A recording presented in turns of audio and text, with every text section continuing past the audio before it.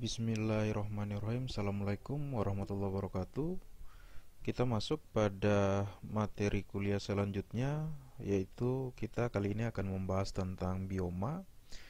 Bioma ini sendiri sebarannya di dunia tentunya sangat dipengaruhi oleh letak geografis dan astronomisnya, yang mana iklim dan tanah itu akan sangat mempengaruhi formasi bioma ini sendiri.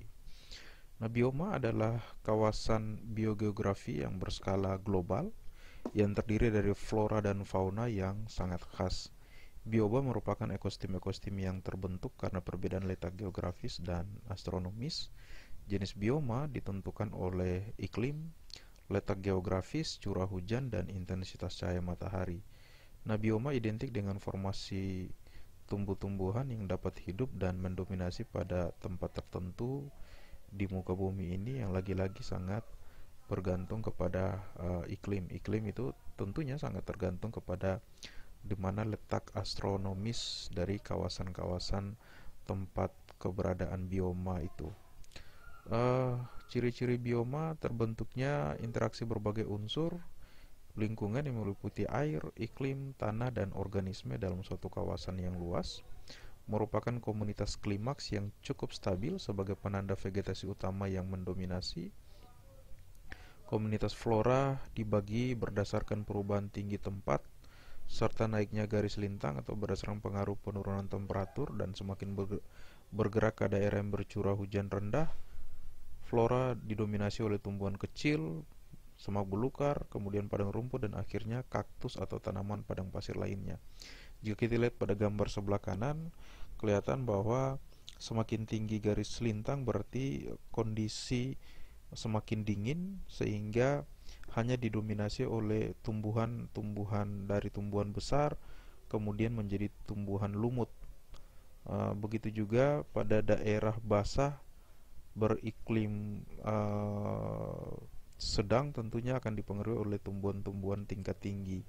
Sementara daerah-daerah yang sedang sampai dengan daerah kering tentunya formasinya juga sudah berubah, di mana daerah sedang itu didominasi oleh savana, sementara daerah kering itu didominasi oleh gurun pasir. Itulah kenapa iklim dan letak astronomis itu sangat mempengaruhi adanya bioma. Ini adalah distribusi global dari bioma. Ada tropical rainforest, itu tentunya berada pada daerah tropis, khususnya pada daerah garis khatulistiwa. Ada tropical seasonal forest atau savanna, ada juga gurun pasir, ada daerah padang rumput, kemudian semak belukar, ada juga daerah hutan gugur, kemudian ada temperate rainforest, kemudian ada tundra, dan boreal forest. Ini tentunya sebarannya di dunia itu lagi-lagi ditentukan oleh letak geografisnya, kemudian letak lintangnya, dan dipengaruhi oleh iklim yang berada pada kawasan-kawasan tersebut. Dan tentunya yang paling penting adalah suhu dan intensitas cahaya matahari yang akan sangat mempengaruhi keberadaan bioma. Nah, jika kita lihat pada gambar ini adalah geografi dan iklim bioma. Artinya kita bisa lihat bagaimana curah hujan dan temperatur itu sangat mempengaruhi keberadaan bioma. Pada daerah dengan curah hujan tinggi dan temperatur yang relatif tinggi, maka tentunya itu daerah yang sangat subur karena kelembaban juga sangat tinggi, seperti kawasan kawasan Asia Tenggara yang merupakan daerah tersebaran tropical rainforest Asia Tenggara, Amerika Selatan, maupun sebagian dari kawasan Afrika. Itu merupakan daerah-daerah yang sangat subur. Kemudian ini adalah gambar yang sangat penting yang menggambarkan bagaimana distribusi bioma terkait dengan suhu dan curah hujan.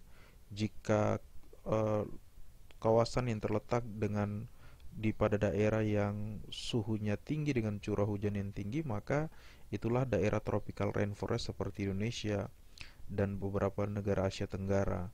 Jika daerahnya suhunya tinggi sementara curah hujannya sedang, itu maka didominasi oleh savana.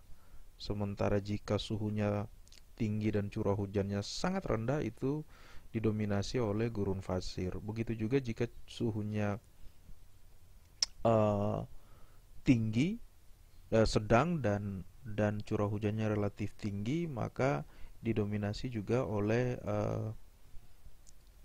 kawasan lainnya subtropical rainforest. Sementara jika suhunya sedang dan curah hujannya sedang, didominasi oleh hutan gugur. Jika kawasan yang suhunya sedang dan curah hujannya relatif rendah, maka didominasi oleh semak belukar. Dan jika berada pada suhu yang sedang sampai rendah dengan curah hujan yang rendah, maka didominasi oleh uh, padang rumput. Dan jika berada pada suhu yang sangat dingin dengan curah hujan yang sangat rendah dengan intensitas matahari yang jarang ada, itu maka itu adalah kawasan tundra. Nah, jadi dari gambar ini bisa kelihatan bahwa uh, curah hujan dan uh, rata-rata temperatur atau suhu tahunan itu sangat mempengaruhi keberadaan bioma. Dengan mempengaruhi keberadaan bioma itu, maka distribusi fauna yang hidup dan berasosiasi pada bioma-bioma yang berbeda tentunya juga berbeda fauna yang terdistribusi pada kawasan tersebut, sehingga menunjukkan kekayaan spesies tergantung dari bagaimana posisi dan karakter bioma yang ada. Ini adalah kurang lebih 9 jenis bioma yang berada pada zona iklim yang berbeda, dan kemudian karena dia berada pada zona iklim yang berbeda sehingga sangat menentukan jenis vegetasi yang tumbuh di kawasan tersebut, karena bioma itu biasanya dominan identik dengan vegetasi yang dominan. Nah, dengan vegetasi yang dominan yang berbeda-beda antar berbagai kawasan bioma karena dipengaruhi oleh iklim, maka fauna yang berasosiasi di dalamnya juga tentunya berbeda-beda sesuai dengan karakteristik dan bagaimana kemampuan dia untuk beradaptasi pada kondisi-kondisi yang memang berbeda. Nah, yang pertama kita akan membahas tentang bioma hutan hujan tropis terdistribusi pada daerah tropis, khususnya daerah khatulistiwa, ditemukan di Amerika Latin. Kemudian ada juga savana. Savana ini adalah padang rumput yang diselingi oleh kumpulan semak dan pohon yang terdistribusi daerah beriklim tropis. Ditemukan di Afrika, Amerika Selatan, Australia. Ciri-cirinya curah hujan yang tinggi, namun porositasnya airnya tinggi. Lingkungan biotisnya rumput, semak, pepohonan, dan faunasnya seperti gajah, zebra, kuda, singa, cetah, dan sebagainya. Jadi beda dengan tropical rainforest. Tropical rainforest karena didominasi oleh pohon-pohon besar dan kelembaban yang tinggi sehingga fauna yang ada juga sangat tinggi. Sementara di sini tropical seasonal forest atau sabana itu lebih didominasi oleh padang rumput yang kemudian ada pohon-pohon yang tidak terlalu banyak. Kemudian gurun pasir itu berada pada kawasan yang daerah yang kemampuan kehidupan yang sangat minim, berada di Afrika Utara, Amerika Utara, Australia. Ciri-cirinya curah hujan yang sangat rendah. Kemudian suhu mencapai 45 derajat Celcius pada malam hari dan pada siang hari, dan pada malam hari dapat mencapai 0 derajat Celcius. Kelembaban udara sangat rendah, penguapannya sangat tinggi, dan tanahnya berpasir sehingga flora yang tumbuh hanya seperti pohon zaitun, kaktus, dan sebagainya. Sementara fauna tentunya didominasi oleh unta, ular, kadar, tikus yang lebih aktif pada malam hari. Unta itu dia mampu hidup dengan menyimpan air dalam tenggorokannya, sehingga memang hewan-hewan yang mampu hidup pada kondisi lingkungan yang sangat panas dan air yang tidak terlalu banyak tersedialah yang kemudian mampu bertahan hidup. Kemudian kita ke hutan semak. Ini jika lihat peta, terdistribusi di kawasan yang beriklim sedang pada suhu 30-40 derajat Celcius, ditemukan di kawasan Eropa Selatan, California, Chili, dan Afrika, serta Australia. Ciri-cirinya musim dingin yang sejuk dan kekeringan di musim panas. Itu sangat berbeda sehingga agak ekstrim ini. Dan lingkungan biotisnya, flora vegetasinya lebat dengan semak yang tinggi 1-3 meter, perakaran yang dalam dan daun yang tebal karena tahan kekeringan. Tanaman biji itu tahan api karena sering terjadi kebakaran. Dan fauna, rusa begal, kelinci, semak, tikus hutan, kadal, maupun burung-burung yang biasanya bermigrasi sebagai areal migrasi antar daerah atau antar benua. Jadi kita lihat bahwa di sini curah hujan juga sangat ekstrim, namun suhu tidak terlalu berbeda jauh antar suhu tahunan tidak terlalu berbeda jauh. Sementara temperate rainforest atau hutan konifer itu terdistribusi pada daerah yang beriklim sedang di utara dan selatan garis khatulistiwa, ditemukan pada kawasan-kawasan seperti pantai barat Laut Amerika Utara, selatan Chili, Selandia Baru, dan Tasmania. Ciri-cirinya musim dingin yang agak ringan dengan hujan yang lebat, kabut di musim panas, dan kelembaban yang tinggi sehingga tumbuh hutan-hutan cemara yang sangat tinggi bisa mencapai 60-70 bahkan 100 meter. Adapun fauna yang bisa hidup di sini adalah musang dari jenis tertentu, juga landak dan jenis-jenis burung hantu. Hutan konifer ini kalau dilihat dari petanya memang tidak banyak, tidak tersebar luas seperti bioma-bioma umumnya, karena memang dia punya karakteristik yang sangat unik, yaitu musim dingin yang ringan dengan hujan yang lebat, dan pada saat musim panas itu kelembabannya sangat tinggi dan kabut yang sangat tebal. Nah, kita ke temperate seasonal forest atau hutan gugur. Ini terdistribusi pada 30-40 lintang utara dan selatan, ditemukan pada wilayah Amerika Selatan, Timur, USA, Asia Timur, Eropa Barat, bahkan Australia. Ciri-cirinya curah hujannya tinggi, suhu lingkungannya juga tinggi, terdiri dari 4 musim. Ini hutan gugur. Kelembaban curah hujan dan radiasi matahari tinggi saat musim panas dan menurun menjelang musim dingin.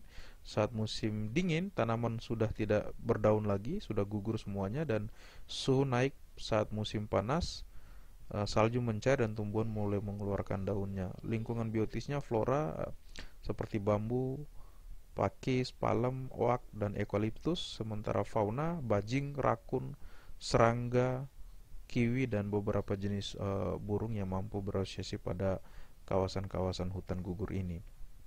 Selanjutnya kita ke padang rumput atau grassland atau stepa, terdiri pada daerah yang peralihan antara iklim basah dan iklim kering. Stepa ini ditemukan di Hongaria, Kanada, Amerika Selatan, kemudian USA, Australia, bahkan Selandia Baru. Ciri-cirinya curah hujan relatif rendah, tidak teratur, kelembabannya sangat rendah, dan porositas airnya sangat tinggi. Lingkungannya flora rumput dengan ketinggian 0,6 sampai 1,2 meter. Faunanya kelinci dan beberapa fauna yang mampu beradaptasi di dalamnya. Kemudian kita lihat bahwa memang suhunya tinggi pada musim-musim tertentu, dan pada saat suhu tinggi itu karena curah hujan yang rendah sehingga kelihatan bahwa memang tidak didominasi oleh padang rumput yang agak-agak kering. Kemudian kita ke boreal forest atau taiga, terdistribusi pada wilayah subtropik. Taiga hanya ditemukan di Eropa Utara, Rusia, Siberia, dan Alaska seperti yang terlihat pada peta. Ciri-cirinya perbedaan suhu pada musim panas dan musim dingin itu sangat berbeda jauh. Kemudian musim tumbuh itu hanya 3-6 bulan, dan tumbuhan pohon itu tumbuhan pohon yang seragam seperti hutan pohon yang berdaun jarum seperti pohon pinus, erkusi, cemara, dan sebagainya. Fauna yang hidup pada kawasan taiga adalah beruang hitam, tupai, burung yang bermigrasi, rusa di kutub, dan serigala. Jika kita lihat taiga ini juga di petanya juga tersebarnya cukup luas pada beberapa kawasan yang sudah dijelaskan seperti utara Rusia, Siberia, dan Alaska. Kemudian kita ke tundra. Tundra ini karena daerah yang sangat ekstrim, adalah istilah bagi yang tidak memiliki pepohonan karena terdistribusi di kawasan dengan ketinggian lebih dari 2.500 meter di atas permukaan laut. Tundra terbentuk karena lingkungan alam yang gelap berbulan-bulan tidak terjangkau sinar matahari. Tundra hanya ditemukan di belahan bumi utara di sekitar kawasan kutub.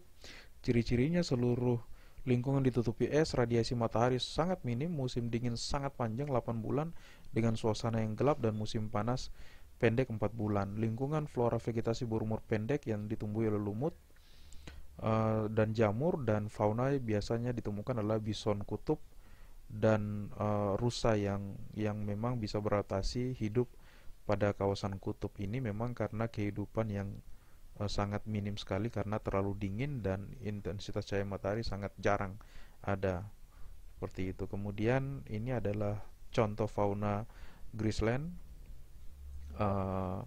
yang memang tentunya berbeda.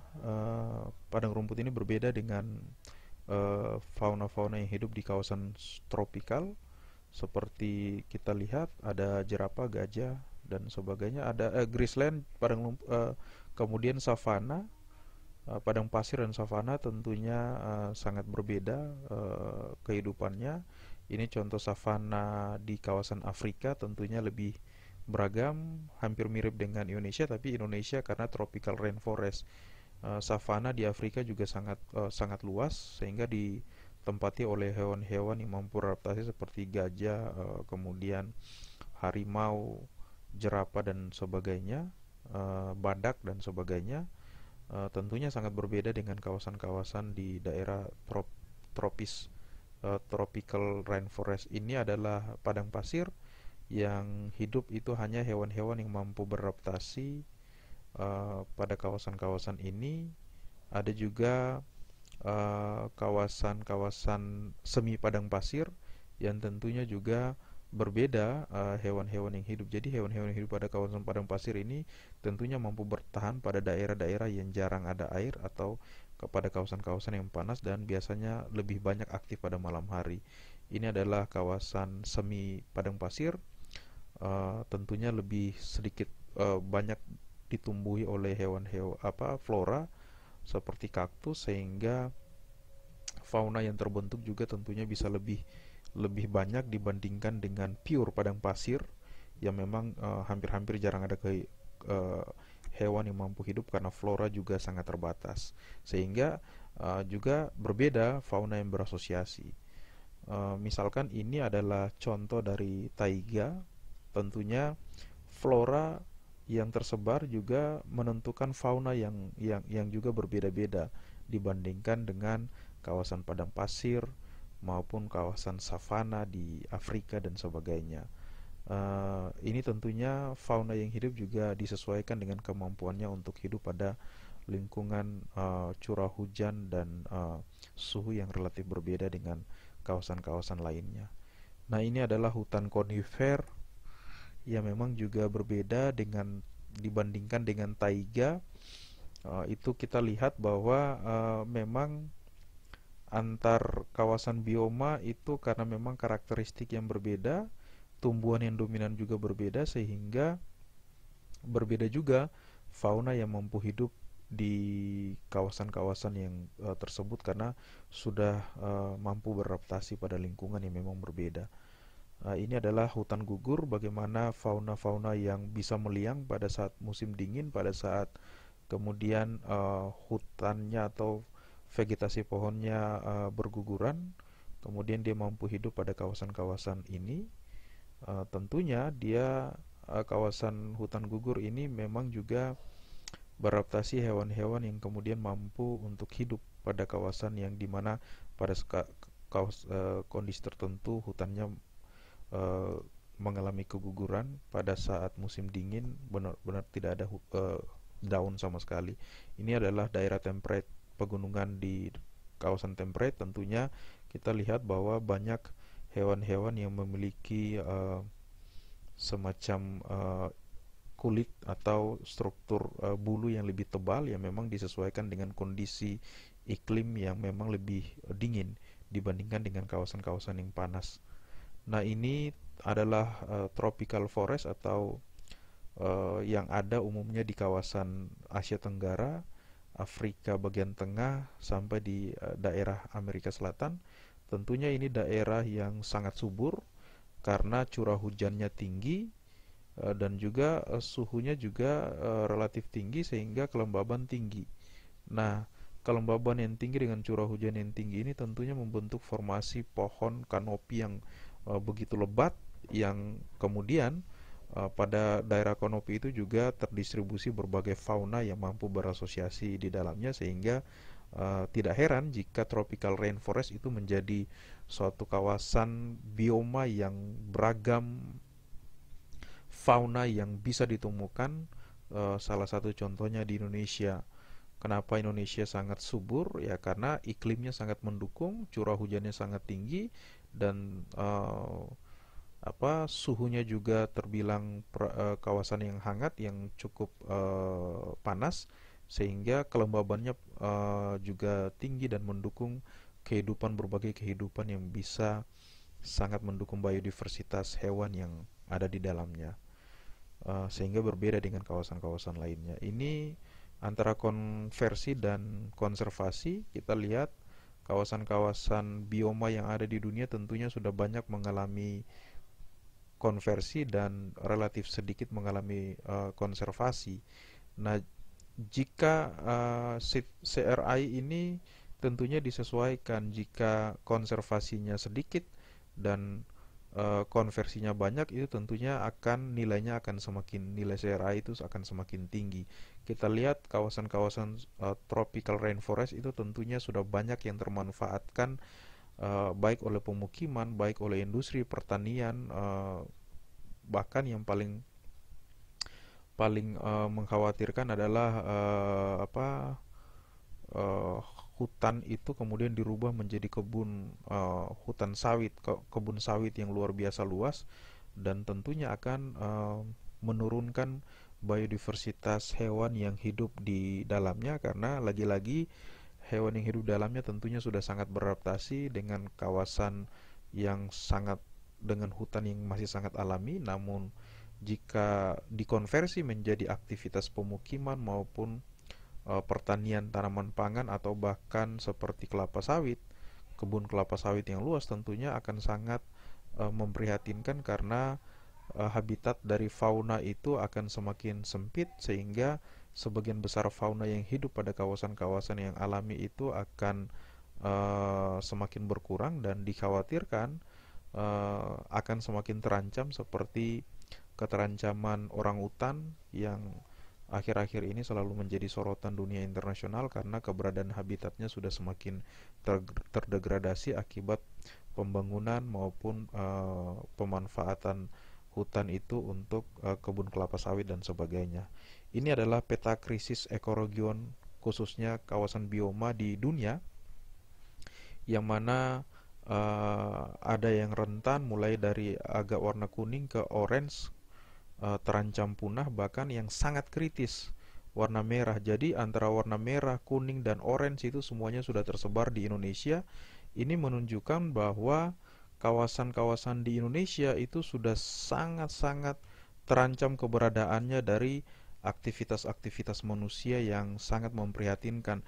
Dan ini tentunya perlu dihindari, sehingga keberadaan kawasan hutan itu misalkan di Indonesia itu perlu tetap dilestarikan dengan pengembangan kawasan-kawasan konservasi yang tentunya perlu pengelolaan yang lebih baik, yang lebih adaptif, yang untuk menghindari terancam punahnya berbagai fauna yang berasosiasi di dalamnya.